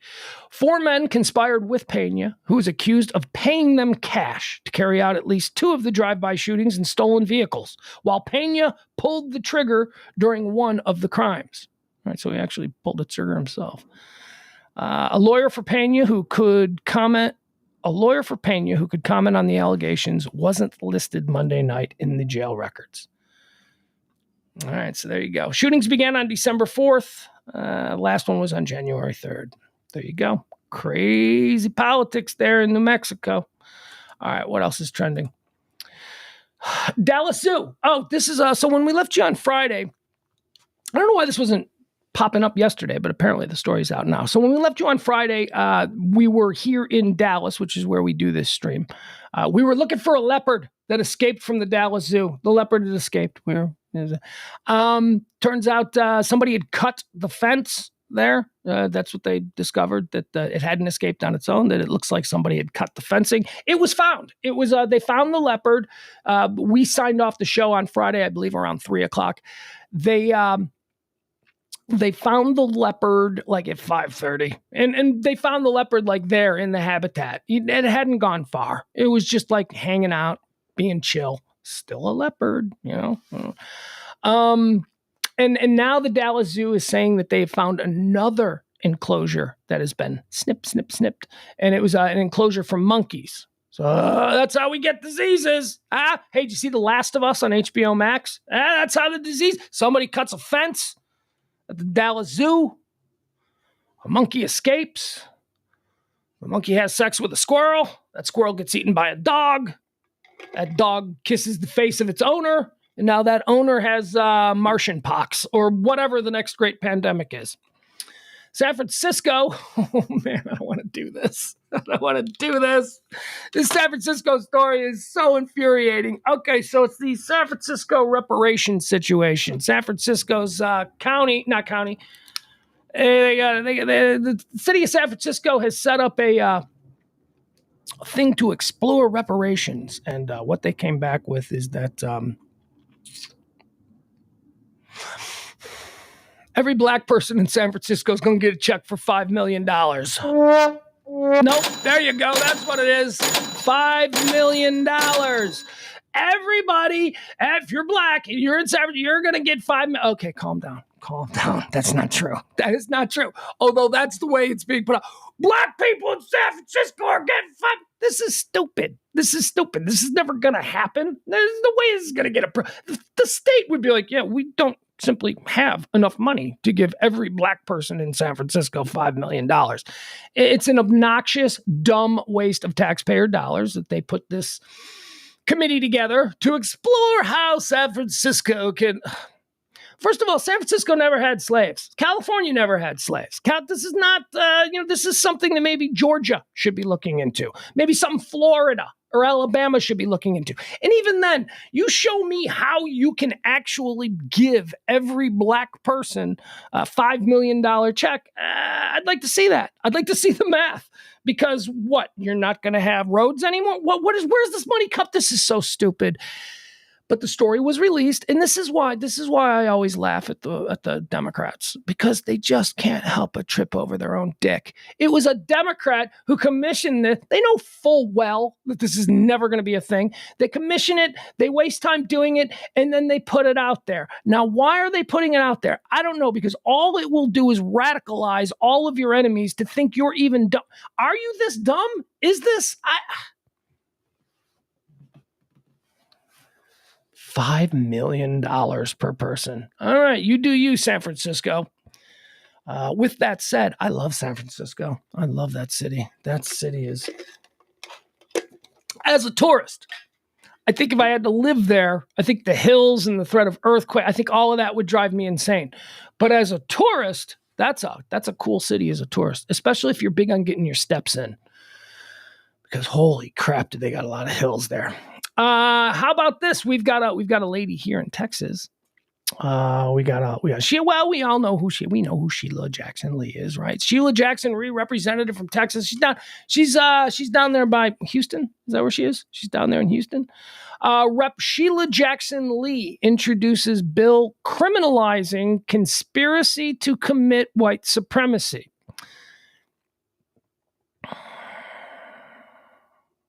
Okay. Doesn't sound so bad until you get into the details where it falls under it's a crime now under this bill, the simple criticism of non-white people. So Sheila Jackson Lee this is bad. This is another one. The Democrats just tripping over their dicks. Who does this appeal to? You can't do this. You can't do it. I can criticize anybody I want. And when I criticize people, if society at large has a problem with what I've said, then they will either not patronize me, or they won't, whatever it is. You can't just do this. This is absolutely absurd. This woman, Rep. Sheila Jackson Lee, Democrat from Texas, introduced a House bill criminalizing conspiracy to commit white supremacy, which includes criticism of non-white people, which influences an individual to commit a hate crime. The legislation, H.R. Against White Supremacy of 2023, introduced last Monday by Democratic Congresswoman Sheila Jackson Lee of Texas, seeks to prevent and prosecute white supremacy-inspired hate crime and conspiracy to commit white supremacy-inspired hate crime. Okay, from what I understand, white supremacy, not a crime and shouldn't be a crime. I mean, it should get you sort of marginalized in society if that's the way you think, but it's not a crime. People can think dumb shit. Oh my God, could you imagine if we started legislating people who think dumb shit? Well, I guess that's one way to, get the prison industrial complex back up and running, because we'll be putting everybody in jail. Everybody in jail if we're just going to start. This is dumb. We're going to move on. Anyway, again, not a thing that's going to happen, and certainly not a thing that's going to happen with this Congress. Oh, sure. Good luck to you. And this is the other thing. These people, Sheila Jackson Lee is in the minority party, and this is an incredibly provocative bill that she's putting out there. She knows it has no chance in hell of doing anything. She's just putting it out there to be provocative and probably patronize her constituency, which is the reason all our politicians suck. See, here's the deal. We don't want to elect you and then have you do everything to kiss our ass so that we vote for you again in the next election. No, stop doing that. We voted for you this time. You won. Now, we trust you. We voted for you, so we trust. Go do your thing. Don't just constantly be doing shit that then gets us to think we should vote for her again next time because we're stupid and she's doing stupid shit. That's exactly what this Sheila Jackson Lee bullshit is. This is nonsense. This is absolute nonsense. Doesn't have a chance of passing, it only provides more ammunition for the people who wish to criticize the greater platform of the Democratic Party, which is why, again, I say that these people can't help but trip over their own dicks. The Democrats are the worst. Until we start talking about the Republicans, then they're the worst. I mean, let's just be honest. They're both the worst. Ugh. Here's an interesting one that I wanted to get into. This comes from the Mall of America. I don't know if you saw this thing trending. Apparently everybody saves at the Mall of America, except Jesus. Mall of America made the news here. I'll pull this up so we can watch this video. Hold on, you know what? Here, I'll do it. We'll pull this one up. So at the Mall of America in Minneapolis, there was a dude who... is this going to be in my history? I bet it'll be in my... No, it won't be in this history. Hold on. Sorry. There you go. First one up. All right. So at the Mall of America, security surrounded a dude who was walking through the Mall of America wearing a shirt that said, Jesus saves. Okay.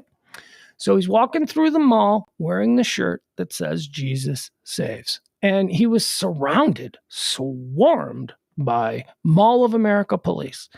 Somebody was there and they filmed it. They filmed the interaction. So I'm going to play it for you. And, you're going to have your initial reaction. And then I'm going to give you a little bit more context to what's going on. And then let's see if we still feel the way we did when this whole thing started. So here's a little clip. This is hold on, we'll pull this. This is the guy at the Mall of America being confronted by police who are demanding that he either take his Jesus Saves shirt off or leave the mall. And let me tell you, that's all you need to say. If that's all you knew about this story, if that is all you knew, you would have every right in the world to be outraged. When I read the headline, I was like, what? Are you kidding me? I will show me the protest. Let's go. Give me a pitchfork. Give me a torch. I will go. I will protest. If you want to wear a shirt that says Jesus Saves at the Mall of America, that's your right. That's your belief. This is America. How dare you demand that this man take off his shirt? That's how I felt. So let's watch it. And then we'll see if we still feel that way after we get a little bit of context on this. There it is. Okay, so you see him. He's wearing the yellow Jesus Saves shirt. He's being talked to by Mall of America employees. Right. But Jesus is associated with religion and it's offending people. No, it's not. The security guard, because I don't know how well you can hear it, the security guard says your T-shirt deals with religion and it's offending people. Actually, it's not the religion. It's about eternal life.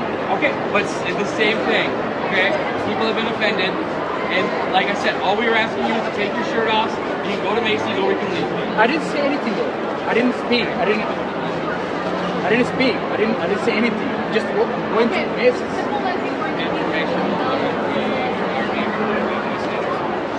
Just enough you wear the shirt, you walk around the mall, just enough. Oh, I was going to say to that.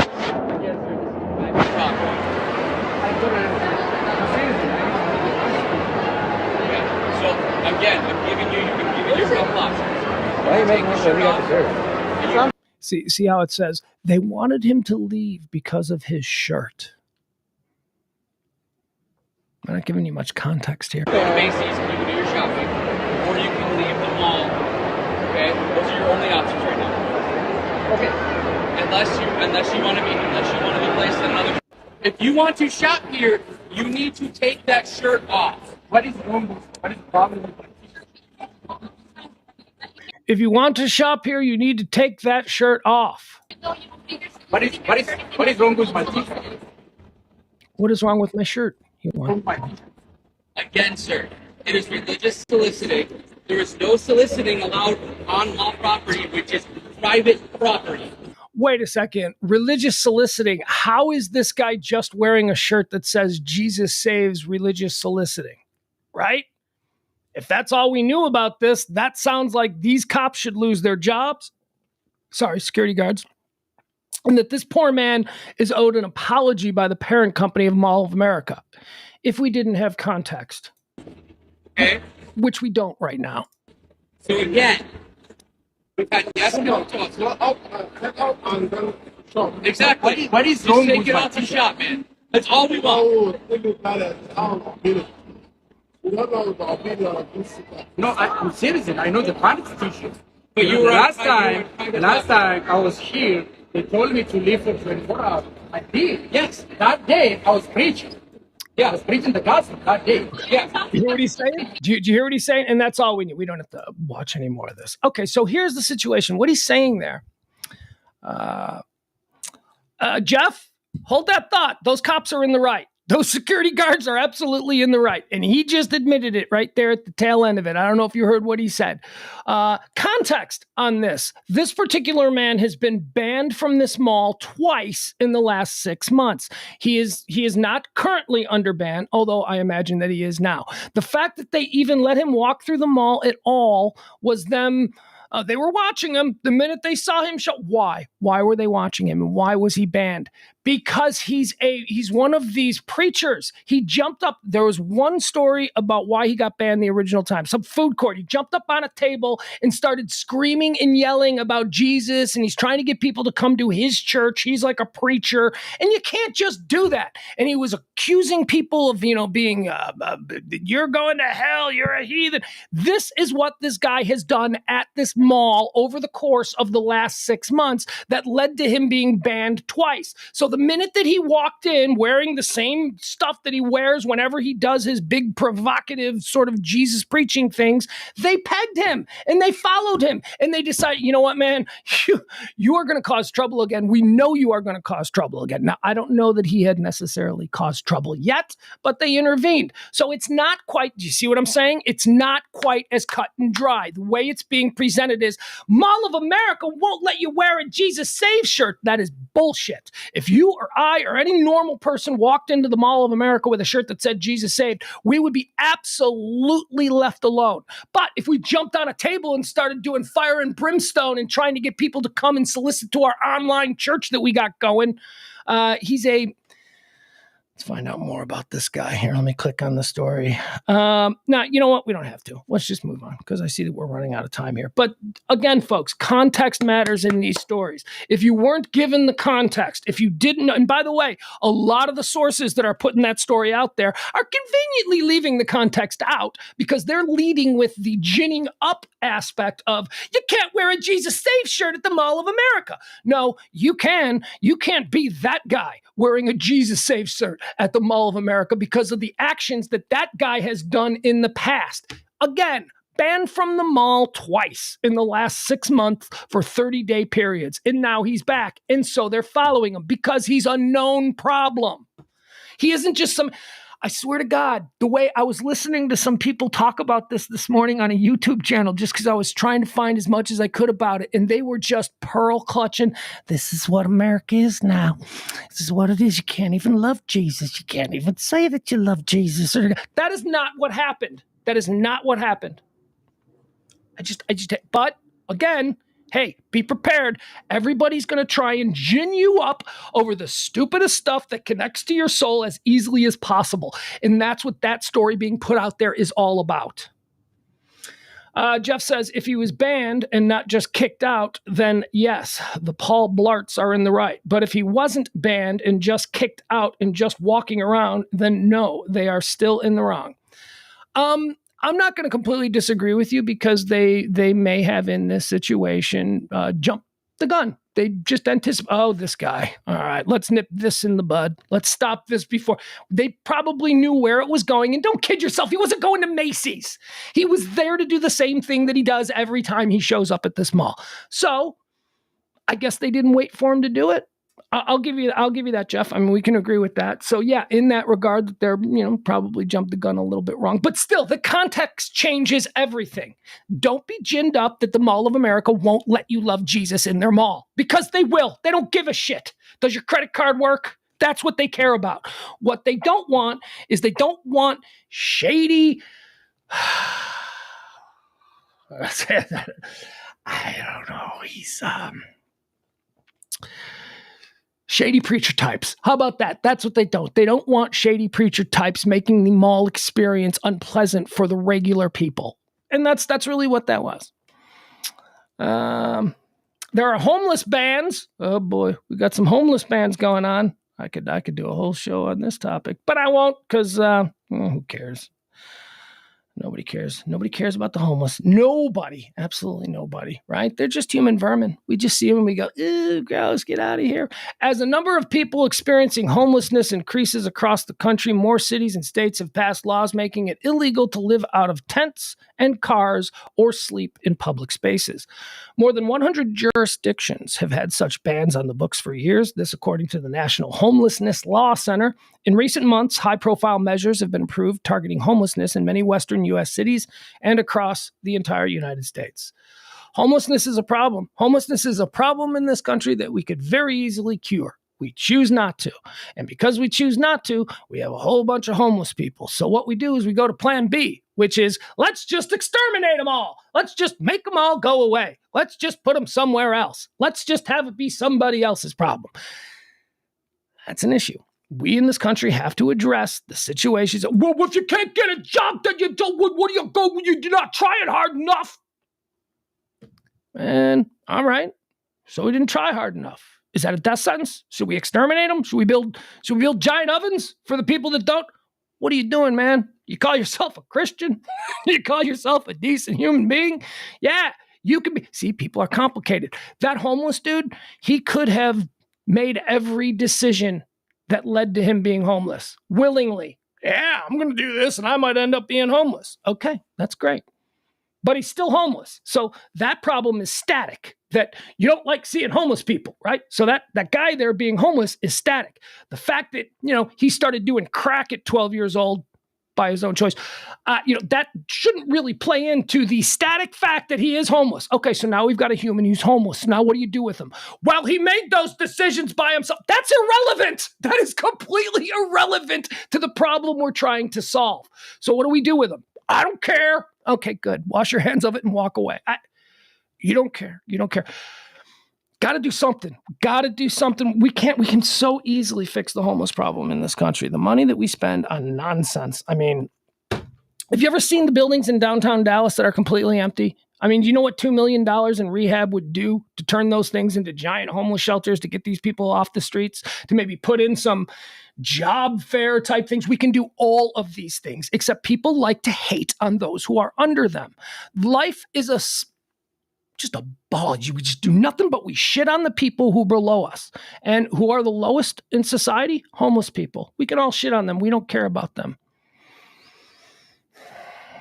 We have no mental health in this. Half these people are crazy. No, they're not. They're just homeless. You got to be crazy to be homeless. Well, let me tell you something. Let me tell you something flat out. If I ever found myself homeless, like, okay, let's say at like 3 p.m. in the afternoon, I find out that I'm homeless and I'm looking at my options and it's sleeping under a bridge, I am going to kill myself because I'm not crazy, because that is not a life that I can live. But you see these people who have lived on the streets for 10 years and they're like, this is fine for me. That's a crazy person. That's a crazy person who never got the help they needed. And again, look at me. I'm the guy who's not a Christian, but it seems like I have more faith and more of the Jesuit in me than any of the Christians that I know, because I think that we need to address the homeless problem. And I just don't know that banning their encampments without a solution for where they're going to go is sustainable. What? Okay, you can't be here anymore. Okay, well, where can I go? We don't care. You just can't be here. But I'm homeless. So what? That's the next problem we need to address. We're just addressing this problem. So banning the homeless tents makes a lot of people go, oh, good. Now I don't have to look at those gross people anymore when I'm on my way to church. Madonna. Let's get into some fun here. Madonna. Oh, I know. I'm a piece of shit lefty, right? Because I care about people. I care about the human condition. Oh, I'm such a piece of shit. Elon Musk could solve the homeless problem in this country with, okay, that's a stupid thing to say. I think people say that all the time because he could, but he won't. So why even put it out there?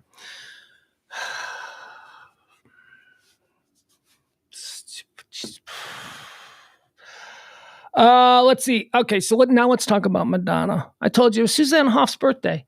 Just another manic Monday. All right, so Susanna Hoffs is certainly not in the league of Madonna. Madonna is an icon. Madonna.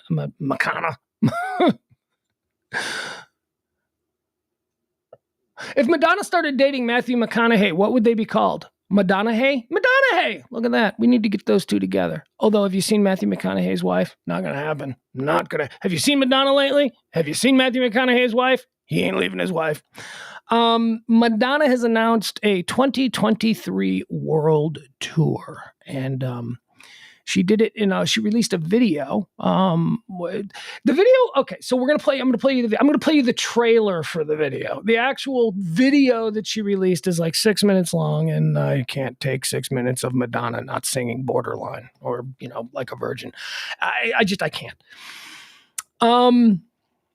But it was a video, and it's all celebrities. It's her there. Do you remember Madonna's Truth or Dare? Truth or Dare was a documentary, a groundbreaking documentary that Madonna made in the mid 90s, I want to say. And there was a famous scene in Madonna's Truth or Dare where her and all the people in her band and her dancers and her crew and all that, they're sitting around at like what looks like a lunch table, and they're talking, and they're playing a game of Truth or Dare around the table. So that's what this is. This is this video that she made is a play on that scene from Madonna's Truth or Dare from the 1990s.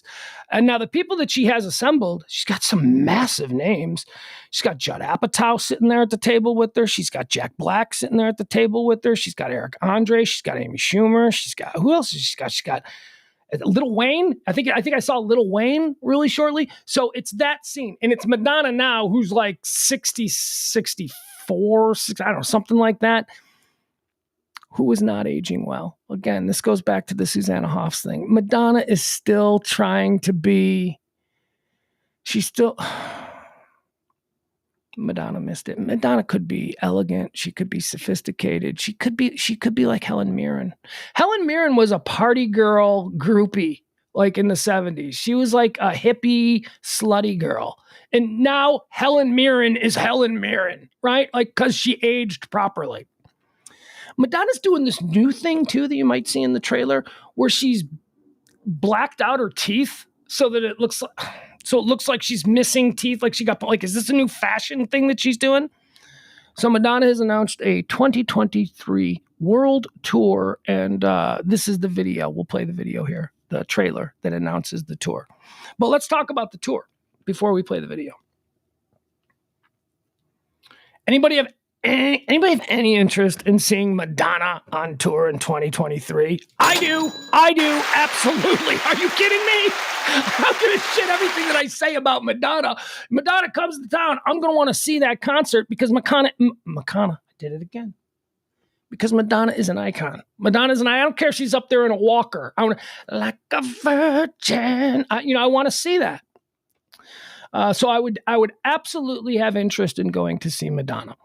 Here's the video. Let's show you this video that I think I have the trailer for it, right? Because I don't want the full.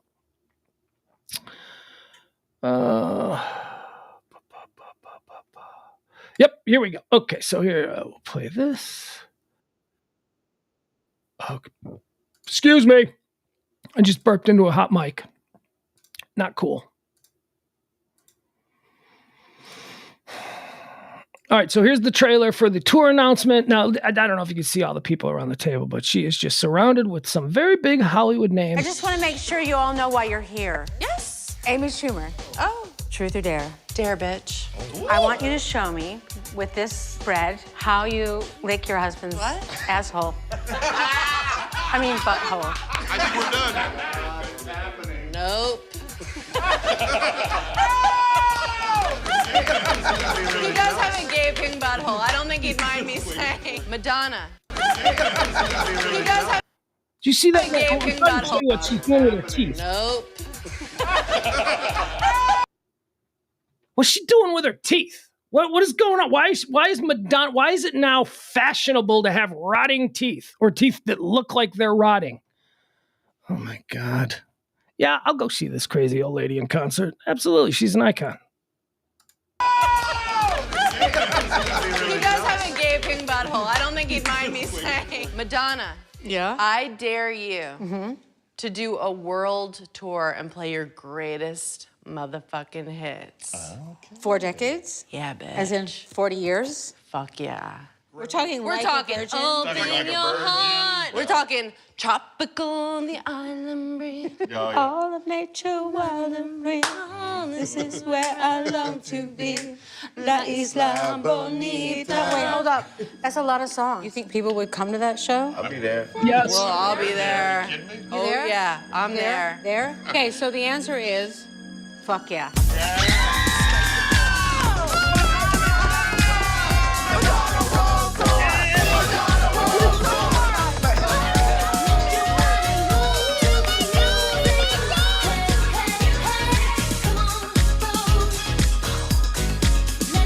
'80s, '90s, 2000s, 4 decades of music avec moi, MLVC. Welcome to the party, bitches. Okay, so I mean, see what I mean? Well, we'll get rid of that. Okay, a couple of things about that. It upsets me that there are some people who I really like who seem to be willingly participating in that nonsense. Like, it bugs me that Judd Apatow was in there. Well, what are you doing? Why do you need Jack Black? Eric Andre? Like, I get Amy Schumer, I guess, to some degree. See, things are complicated. I thought that was kind of cheesy and but I want to see this concert, man. I'm sorry. I will absolutely go see this. I'm not going to camp out and wait in line for tickets and all that. I'm long past that. I'm hoping that I'll know somebody who gets tickets and I'll say, can you give me some tickets? And they'll say, yeah, I'll get you tickets. And then I'll go. But yeah, it'll be a big concert tour. It's going to be huge, man. It's not going to be like nobody showed up at the Madonna concert today at Madison Square Garden. It's going to be big. And, there you have it. She deserves it. Look, I've got all kinds of criticisms about Madonna, right? It's like, I think that she's gross. I think she's a little bit insane. I think that she's struggling with her identity, and she's constantly been this reinvention artist, right? Like, nobody was more of a reinvention artist than Madonna throughout the years. So why hasn't she and she seems to be reinventing into don't know. When is Madonna, like, how far off is she from getting face tattoos, right? How far off is Madonna from just having like a straight up snake on her face? Whatever. All right. Tom Brady is trending. A lot of people are wondering, was that Tom Brady's last game? Is Tom Brady no longer going to be playing? Tom Brady played like ass last night. Tom Brady sucked, man. And good. I'm glad. It's good for all of us because, we're Cowboy fans around these parts. But I want to show you something that is taking some heat. And it's not really taking heat. Here's what it's like. One person criticized it, and then like 30 million people criticized that one person. So I would say that it's like 30 million to 1, and I'm on the side of the 30 million that do not have a problem with this. But I want you to see this. I saw this. Let me tell you something. I saw this, and I hate Tom Brady. I am not I try not to hate. I football hate Tom Brady. Like, football hate means, oh God, that guy. But like, if I like met him, like I wouldn't be like, oh, I hate you. And it's no, it's not. I was going to say it's probably the same with Aaron Rodgers, but it's not the same with Aaron Rodgers. I legitimately hate Aaron Rodgers. So I guess I do hate people. I hate Aaron Rodgers, but not Tom Brady in that same way. But I've always rooted for Tom Brady to fail because, and he does not fail. But he failed last night, and it may be his last game. Who knows? If that's how he wants to go out. I don't see that being how Tom Brady wants to go out, but I also don't see how it gets much better from here. Like, is Tom Brady going to be one of those quarterbacks who hangs on to the position and then the fan base starts going, we really should be starting the backup? Is it going to be that? And is he going to be allowed to do that and just be really sucky for like an entire season and destroy that entire Bucs season? I don't know. I don't know if he can do it anymore. I don't know. Oh, but it was only his first game back with his full complement of weapons. And you know what? He's Tom Brady. He doesn't need to chuck it around with Mike Evans to get their vibe. They've played before. So here's what Tom Brady did after the game. All right, I want to show you this, and I want to show you what he's being criticized for, and I want to tell you why humans suck. Okay? I saw this, and I went, guess I like Tom Brady now. I guess I like Tom Brady now. Can't explain it, but, let's just let you watch it. I'm going to show you what happened. Tom Brady running off the field after the game last night after being crushed in the worst game I've ever seen Tom Brady play.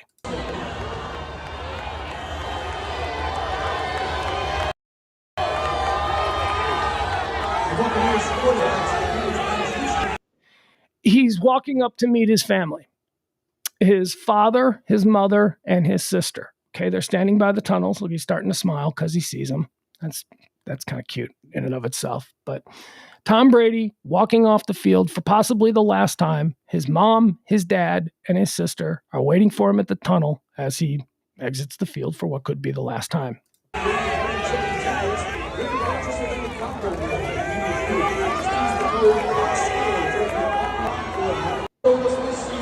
Okay, did you guys catch it? Did you guys catch why the whole world is upset at that? Not the whole world. Again, I don't want to overstate that. I know who's ginning up who, right? Some people are upset, but the people who are upset or the people who are taking shots at him for this, they're being drowned out by, thankfully, decent human beings. Tom Brady is being criticized for kissing his father. Fucking believe that? What kind of nothing says you are broken like the idea that you would never kiss your father. Your father broke you because your father's obviously a piece of shit and there was no love between you. And that's why you're an asshole now. A father and son kissing each other there is nothing wrong with that. And I'll tell you something, my 13-year-old son and I kiss all the time. Not, you know what I'm saying? We go like, all right, baby, I'll see you. Thank you. Like that. Love you. I kiss him on the forehead. I kiss him on the cheek. I kiss him on the... I love kissing him. I love kissing my son. And he has not, at 13 years old, he has never once recoiled with the, oh, Dad, okay, I'm getting too old for this. And I consider that one of the wonders of my current existence. Last night when I dropped him off at home, front of the house, before we get out. All right, before you get out, big hug. Love you so much. Kiss him on the head. Have a good week. Kiss him on the cheek. He goes. Okay, he's 13. So maybe you can say, well, he's still just a kid and you're just showing him, that he has a parental figure that unconditionally loves him and cares for him and will always be there for him. No, it's because that's what I wanted to do. And Tom Brady is a man in his 40s and his dad is a man in his 60s, 70s, maybe even. And they still kiss. And it's freaking lovely. He's smiling. He's his dad. Not even a hesitation. Not even the slightest hesitation. Just a quick little kiss. And by the way, they're kissing on the cheek. I know you can't really see that, but he just gives him a kiss on the cheek, and the dad kisses him back on the cheek. Kiss dad. Kiss mom. Then the sis gets the sister gets the, yeah, whatever, I ain't kissing you, sis. All right, that's different. You're right. You don't want to kiss your sister. Nobody's like, yeah, okay, I'm not kissing you. Goodbye. And that's his sister right here. Yeah. All right. So there you go. That's why horrible people are tearing down Tom Brady, because Tom Brady has an incredible relationship with his dad. And let's make that out to be a bad thing. Let's make that out to be something that is not masculine. Yeah. Oh, really? Really? I want to get a look at the dude who is saying that that's not masculine to Tom Brady. Tom Brady's not masculine. You are. You know what masculine is, but Tom Brady doesn't. Tom Brady. 7-time Super Bowl champion, 5-time MVP, the GOAT. I mean, I can't even go through his shit. Married to Gisele Bündchen, handsome, super athlete. Shut up about that's not masculine, you freaking weirdo. All right, we seem to have, seems like one of your streams is having connection issues. Stand by, we are trying to fix it. Are we okay? I think we're okay. Adam says, I'm the opposite. I football love him. He's an awful dude. Yeah, I don't know that he's awful. I think that what I just saw there tells me that he's not awful, that he has a great relationship with his father and he's not afraid to show it. You're right though. I mean, he might be off. I don't know what he thinks about, certain issues. I've never had that kind of experience with Tom Brady, but I know that as a human being on a very human level, what I saw him do yesterday made me go, oh, I like that. I like that. As a father of a boy who, that boy is my entire world. I was like, trust me, I'm going to show him that. No, actually, I don't have, that's the beautiful thing. I don't have to show him that because my boy doesn't think there's anything weird about giving his dad a kiss on the cheek or when his dad wants to kiss on his head or his forehead or whatever. My kid doesn't think that's weird. And I'm blessed. I'm blessed to have that. Yeah. All right, that's it. Yeah, we're just about all done. That's not entirely true, Adam. Adam says he's a MAGA dipshit, and that's not entirely true. But okay. Let's see. Let's jump over to Twitter. We could have a conversation about Tom Brady and that whole thing, but it's just far too easy to just. He's a MAGA dipshit. Yeah, that's true. Let's see. What is trending here? Adam likes to deal in absolutes and then be outraged by them. So there's really very little nuance in Adam's opinions on things. He was, Tom Brady had a MAGA hat like 5 years ago in his locker room because Tom Brady is a member at all the Trump clubs because he's a member for free because Trump is a freaking jock sniffer. I mean, Trump was probably very nice to Tom Brady, and Tom Brady's not particularly political and never has been. It's bad for his brand. Although, I don't know. What do we have? We have anything trending. Why is Antonio Brown trending? Do you guys know? Did he whip his dick out again and do something ridiculous with it? Let's see why Antonio Brown is trending. Bum, bum, bum. Oh, also, I just saw the D is trending. Isn't that us? Isn't that us here in Dallas? Aren't we the D? Oh, apparently Antonio Brown had a Snapchat today. Did he do anything absurd? Just don't click on anything trending today. It is draining. From Blueface and Christian Antonio Brown. What did he do? When asked about the size of Antonio Brown's wee-wee, okay, that's not it. I don't know. I can't. This is why I don't like Twitter trends. This is why I don't use Twitter trends. Because a thing trends typically for a reason, but then by the time you click on the link to see why it's trending, it's just a million people who have gone down rabbit holes talking about a million different things. Oh, you know what else about Antonio Brown? No, not what else. I want to know why he's trending. What did he do today? Not, remember that time 5 years ago when no, I want to know why he's trending today. You have to go through all this nonsense to try and get. There we go. Thank you, Bleacher Report. Here's the story. This story will tell us. Antonio Brown's Snapchat account. No thanks. No thanks, Bleacher. Antonio Brown's Snapchat account suspended after posting explicit photo of a woman. That's the story? Okay. All right. Never mind. I don't care. It's not. I don't care. You don't care. We don't care. Excuse me. None of us care. All right. All right, folks, that's going to do it for today's show. I appreciate you hanging out with me. We do this every Monday through Friday, noon till whenever. Today, till 2:04, 2:05, 2:06, by the time we get the theme song playing. Tip the show if you can. We appreciate that for the next few weeks, months, next month at least. We are going to be running the show exclusively on your gratuity, so we would help. So we appreciate the help. When I say we, and by we, I mean me. So thank you. If you can drop a little something in the tip jar, that would be wonderful. Venmo, Cash App, all that stuff available for you right there at the bottom of the screen. We will be back tonight with Pillow Talk tonight. Pillow Talk show. Pugs and Parker proudly present Pillow Talk at 9 o'clock. That's the second of the two streams that we do every day here on the Radio Misfits podcast platform, radiomisfits.com for all your podcasting needs. Anything else do I need to mention? I don't think so. Has anyone seen Jeff Glenn? I need to call him again. Every time I shout out Jeff Glenn, I'm like, where's Jeff Glenn? How come I haven't seen him in the chat room? I miss Jeff Glenn being in the chat room. Oh, my son is on my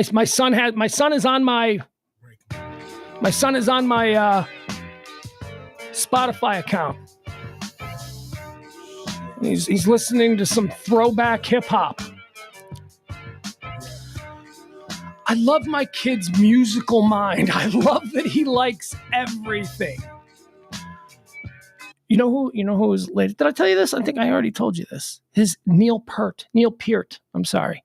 My kid is like obsessed with isolated Neil Peart drum tracks. Like, he finds them on YouTube. Dad, did you see this one? It's Tom Sawyer, but it's only the drums. I'm like, all right, very good.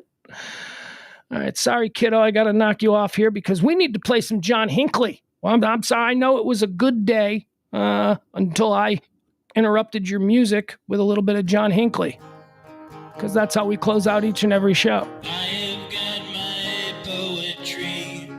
I have got my songs. They see me through the lonely. I have a meeting tonight.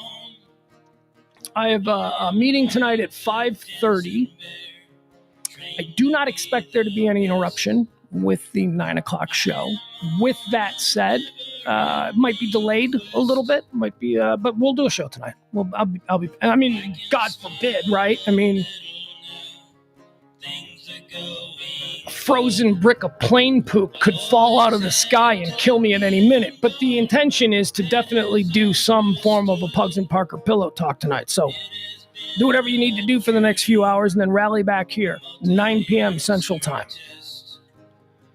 I am on a never-ending trust.